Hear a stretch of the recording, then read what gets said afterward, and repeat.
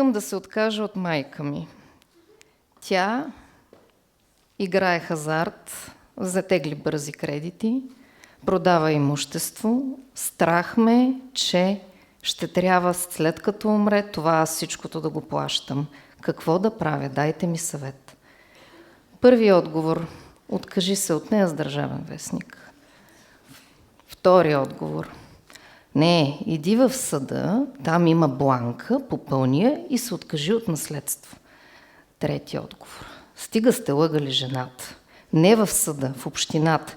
Само че изчакайте първо да умре. Всъщност това е една реална ситуация тук, сега, днес, в интернет. Хората имат правни проблеми и не знаят към кого да се обърнат. Те са изплашени и търсят помощ, търсят съвет, търсят насока.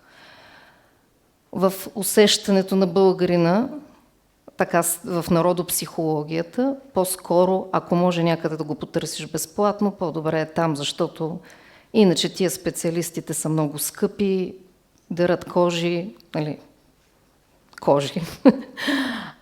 Затова групи в интернет наброяват стотици хиляди хора. Групи за правна помощ безплатно. Стотици хиляди хора. Толкова хора вкарват голяма партия в парламента.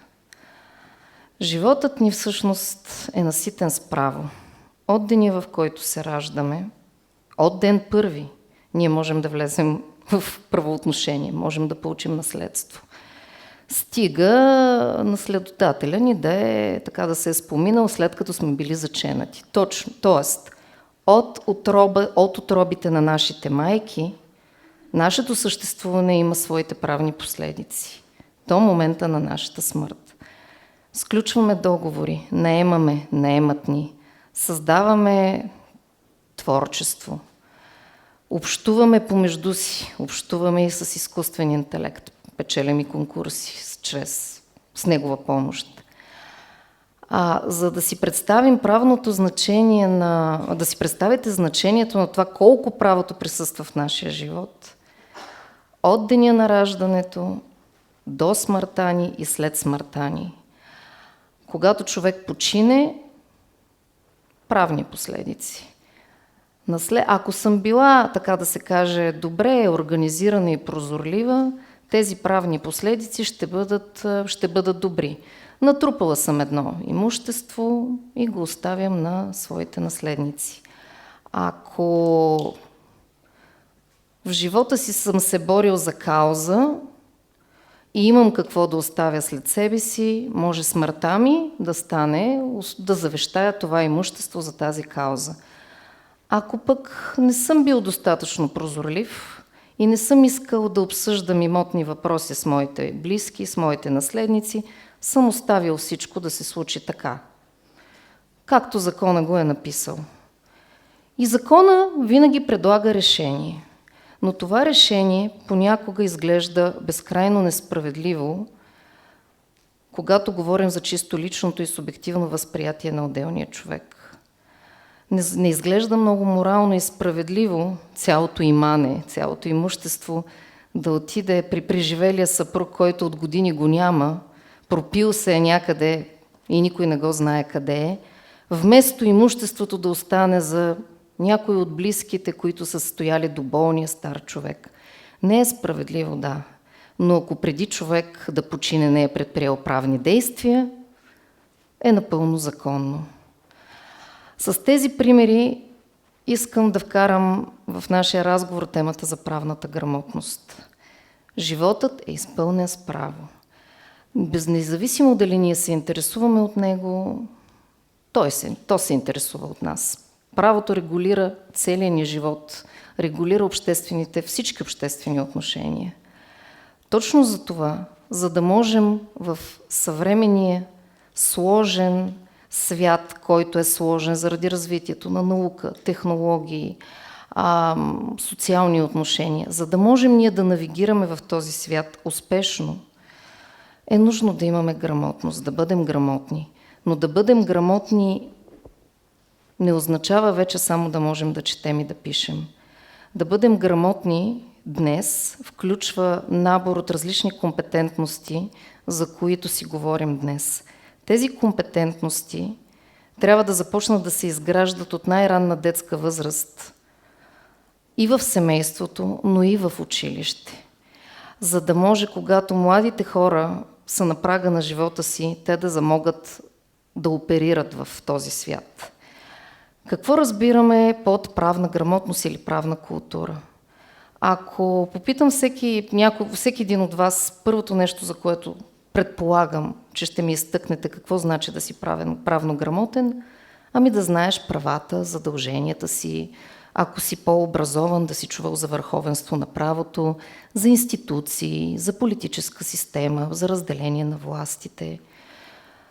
Да, това е така. Най-общо правната грамотност означава да знаеш какви са правата ти, как да ги защитиш, когато те са нарушени, какви са задълженията ти.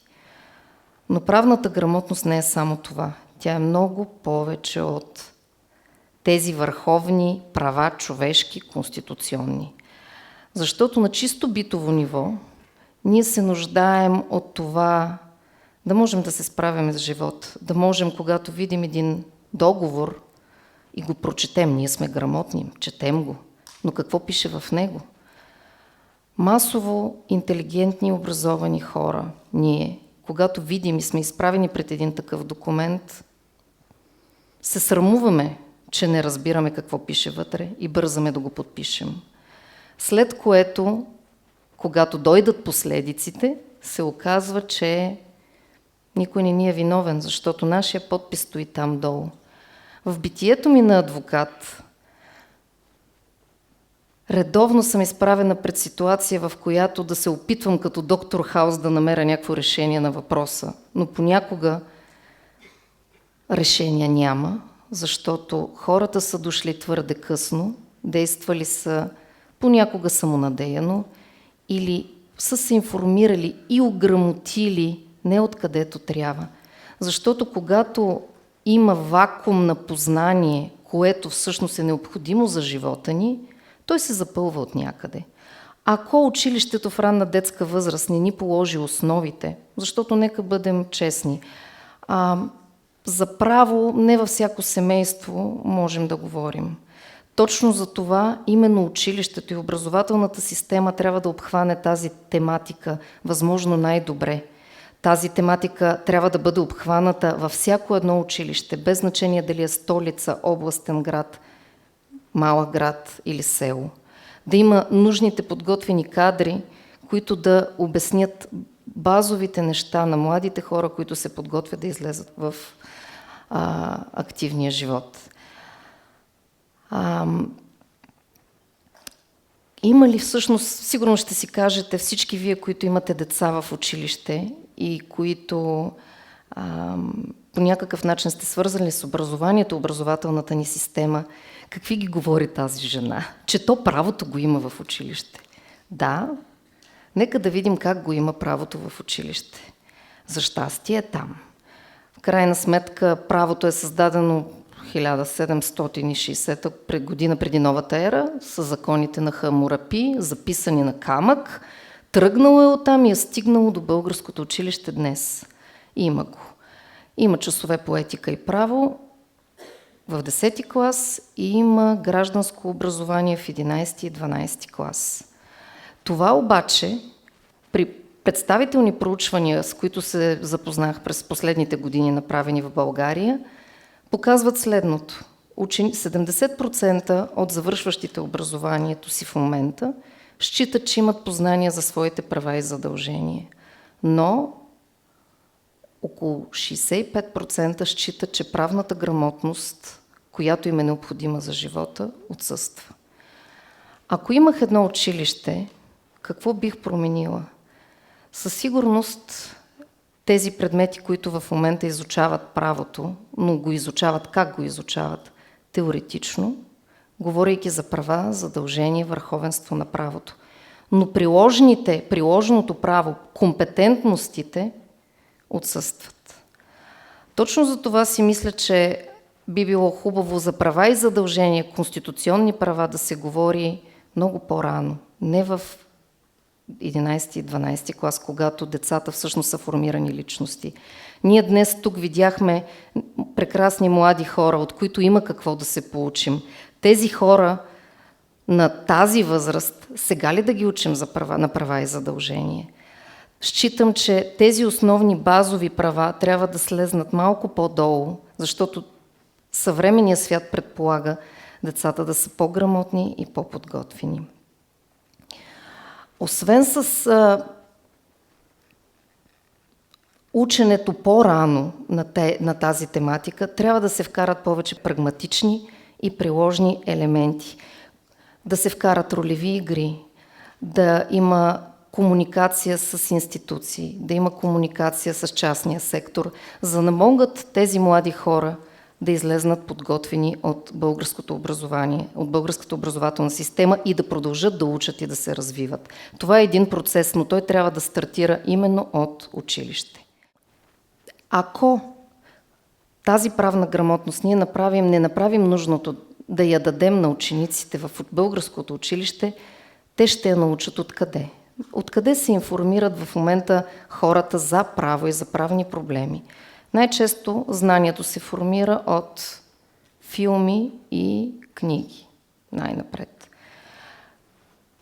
Все още продължавам да се изумявам в работата си, когато при мен идват клиенти, които считат, че българското наказателно право се развива като в американски филм или роман от Гришъм и някъде там едни 12 гневни мъже ще решат виновен или невинен.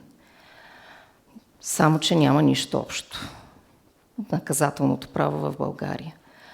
Втори източник на информация са медиите и телевизионните предавания, като по-възрастното население в момента се информира основно оттам. От рубрики във вестници, вие питате, ние отговаряме, и телевизионни предавания. Само че телевизионните предавания и телевизиите, тяхното съдържание все по-малко е насочено към ограмотяване и повече към забавление. Тогава откъде се информираме? Идва вече най-разпространеният източник на информация – интернет. В интернет има качествена информация, удавена в некачествена информация, изготвена от самозвани експерти. На едно място вие може да получите информация как да си смените гумите, как да лекувате катаракта на окото, как да заведете дело за делба. И всичко това съветите се дават най-често от едни и същи специалисти по всички теми. Другия източник, от който ние формираме правното си познание, е личният опит на някой приятел или от агенцията "Една жена каза". И най-накрая формираме опита си, знанието си за право от собствения си личен опит, много често болезнен. Правната грамотност, какво считам, че всъщност тя представлява? Знанието за правото трябва да бъде такова, че да позволи на всеки един от нас да може да идентифицира един проблем, да се ориентира в него. Сам да прецени кога този проблем се нуждае от чужда помощ, къде да намери тази помощ, в интернет или някъде другаде. И най-вече как да решим този проблем своевременно, преди да е станало твърде късно.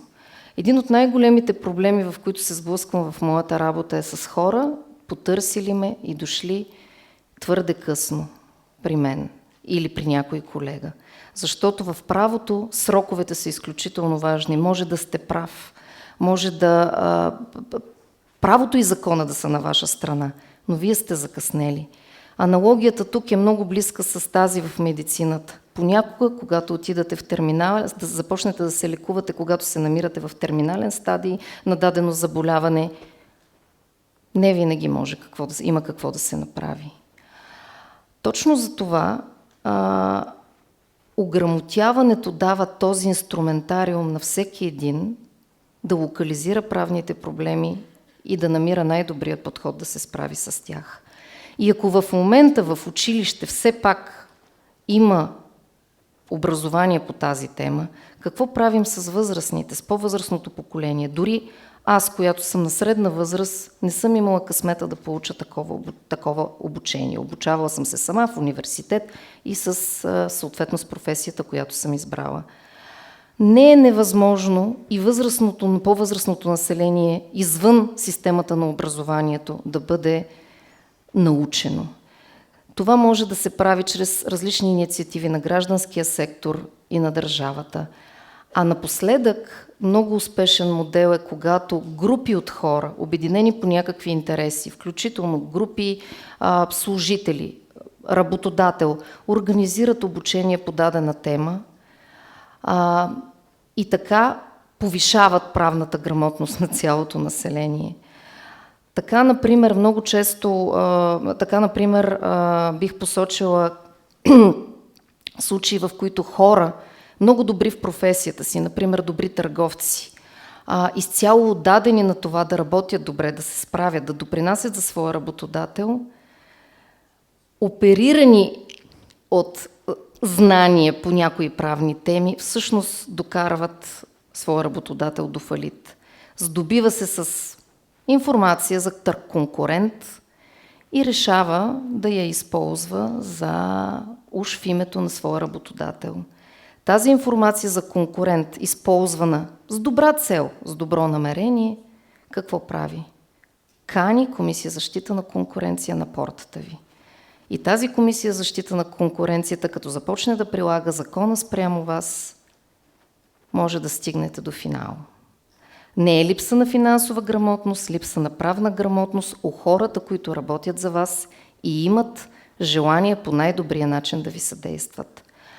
Правната грамотност, защо го избрах днес да принизя разговора за правната грамотност до чисто житейските и битови ситуации, а не да говоря за върховенството на правото и за правната култура. Защото всеки един от нас гради чувството си за справедливост през собственото си битие, през собствения си опит. И когато във вашия живот се случват определени незгоди в резултат на незнание, вие принасяте цялостното си усещане, и то не вие, ние принасяме цялостното си усещане за несправедливост към цялото общество. Правната грамотност е превенция на проблеми. Правната грамотност е нужният механизъм едно общество да просперира. Благодаря ви.